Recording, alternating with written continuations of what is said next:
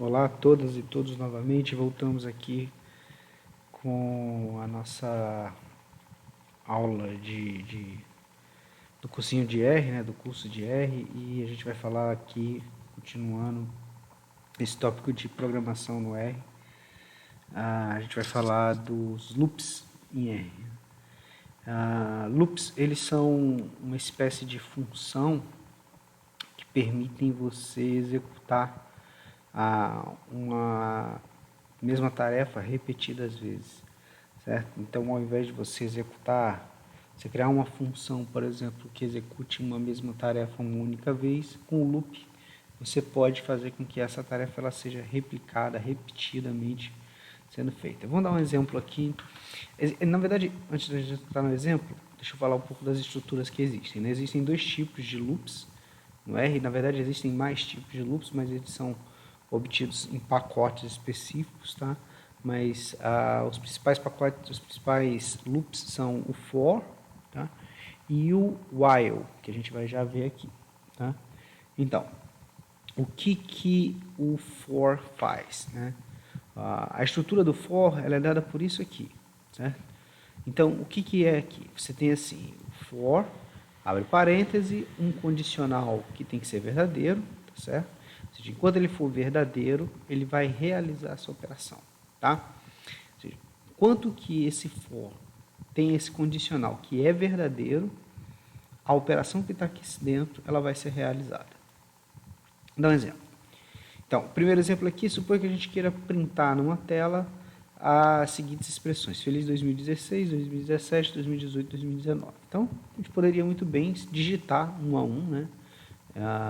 Por exemplo, então aqui eu poderia botar aqui print feliz 2015, e aí eu poderia digitar esse,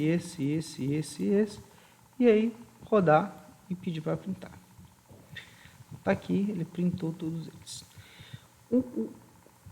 Mas não teria uma maneira mais fácil de fazer isso? Ou seja, uma função que permitisse que eu executasse esse mesmo comando, que é printar feliz 2015 ou printar feliz 2016, simplesmente em poucas linhas de comando? Então, esse é o for, né?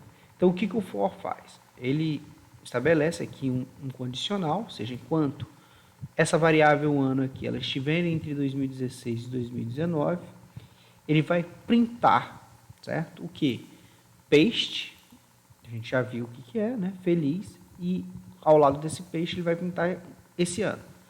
Então, se o ano for 2016, ele vai printar feliz 2016. Se o ano for 2017, ainda é verdadeiro, ele vai printar feliz 2017 e assim sucessivamente até 2019, tá? Então, quando eu rodo esse paste aqui, esse loop aqui, deixa eu tirar aqui, dar um controle para vocês verem. Quando eu printo isso aqui, aí ele aparece. Feliz 16, 17, 18 e 19. Tranquilo? Bem simples, né? Podemos alterar esse intervalo aqui, então podemos fazer assim, sei lá, vou botar aqui 1500. Então ele vai printar de 1500 até 2019. Então está aqui tudo bem printado desde 1500. Está aqui, certo? Então esse é o for. Um exemplo mais matemático agora, tá? Um exemplo matemático. Então, suponha esse for aqui, ou seja, você tem x no intervalo de 1 a 10, certo? Inclusive, né? E aí eu vou pedir para printar o x mais 10, qualquer que ele seja, ou seja, se o x for 1, ele vai printar 11 elevado ao quadrado, tá bom? 121, né? E depois 12, né? Quando passar para o 2, né? Ou seja, o x primeiro é 1, aí vai dar 11, 11 ao quadrado, 121. Depois 2, aí 2 mais 10, 12, elevado ao quadrado, 144 e assim sucessivamente. Bom? Então, quando a gente passar isso aqui, aí ele vai fazer isso até o 10 chegar aqui no final. Então, vamos lá. Quando a gente roda isso aqui, aí ele printa todos esses valores, 121, 144, 119 e assim sucessivamente. Tranquilo? Então, ah, em geral, existe um grupo de famílias que são bem famosas no R, que são as famílias Apply, né? A família Apply, né? E aí tem várias estruturas dessa família Apply, né? Você tem o Supply, você tem o Lapply, e a gente vai ver alguns deles aqui, tá? Mais na frente, na nossa aula, a gente vê um pouquinho deles aqui, tá? Mas só para dar um gostinho antes, a gente pode substituir esse loop aqui, certo? Por uma função Supply, certo? Então eu poderia, por exemplo, aqui, escrever essa função Supply aqui, que substituiria esse loop aqui da seguinte maneira, ou seja, eu tenho aqui de 1 a 10, seriam os valores, os argumentos que vão entrar, tá? Então 1, 2, 3, 4, 5, 6, 7, 8, 9, 10, e aí aqui, o que o supply faz? Ele aplica esse argumento num conjunto, numa determinada função. E a minha função é justamente essa daqui, ó. Essa daqui, tá? Então quando eu rodo esse supply aqui, o resultado vai ser o mesmo, certo? Aqui, ó. Notem que tem uma pequena diferença aqui, obviamente, tá? Na forma como os objetos são devolvidos, tá? Mas essa diferença aqui, ela está muito mais associada ao fato de que aqui a gente está pedindo para ele printar, tá? E aqui o supply, ele está escrevendo um vetor a respeito disso, tá? Então, eu posso criar aqui um vetor que seria associado a esse supply, tá? Então, está aqui. Beleza?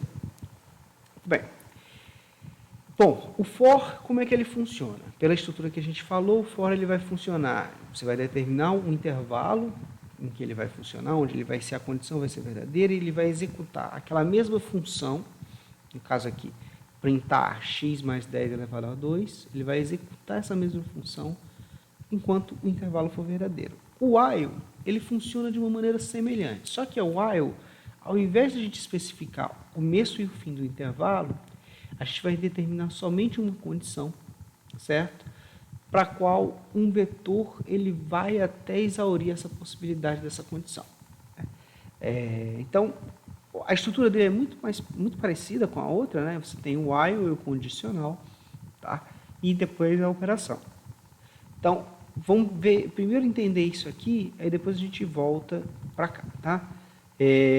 Então, veja esse while aqui. Esse while vai ser, enquanto o ano for menor do que 2019, vai printar feliz ano, certo? E aí o ano aqui vai ser qualquer um que for menor ou igual a 2019. Bom, o while, ele vai passando por algum vetor já existente. Veja que essa é a diferença dele para o for. O for você delimita alguma coisa. O while não, ele passa por um vetor já existente, certo? E no caso vai ser o ano. E nesse caso aqui, especificamente nesse caso, eu poderia dizer aqui, por exemplo, que o ano seria de 2006 até 2020, ou eu posso fazer desse jeito aqui, na qual eu vou atualizando a cada passagem do while uma nova variável ano. Então, veja, o que está acontecendo aqui? A gente vai começar no ano de 2006, eu vou passar esse while. Então, enquanto que 2006 for menor do que, enquanto que a variável ano for menor do que 2019, tá? Ele vai printar feliz e aquele ano respectivo. Só que toda vez que ele passar por aqui, antes de sair do while, ele vai atualizar, ou seja, a variável ano aqui, que agora é 2006, vai ser mais um 2007, aí vira o novo ano, ou seja, aqui vai ser 2007. Aí ele passa aqui de novo. Opa, 2007 é menor do que 2019. Então, faz tudo de novo. 2008, 2009, até chegar em 2019. Quando chega em 2020, aí ele para de executar. Tá? Então, vamos lá. Vou executar aqui. Veja, ele printou 2006, 7, 8, 9 até 19. Beleza? Bom, vamos ficar essa aula por aqui. Na próxima aula a gente vai falar das funções apply, tá? E vamos falar de uma função bem legal, que é um pacote bem legal, que é o pacote purr, certo? E esse pacote purr, ele, na verdade, ele é um melhoramento das funções apply, Só que ele tem uma vantagem de que ele é muito integrado já ao Tidyverse, né? Então ele tem uma estrutura muito integrada ao Tidyverse já, e com todos os pacotes que estão associados ao Tidyverse. Uma outra coisa legal do Purl é que, e por que é interessante também aprender o Purl, é que existem alguns outros pacotes que são chamados de FUR, certo?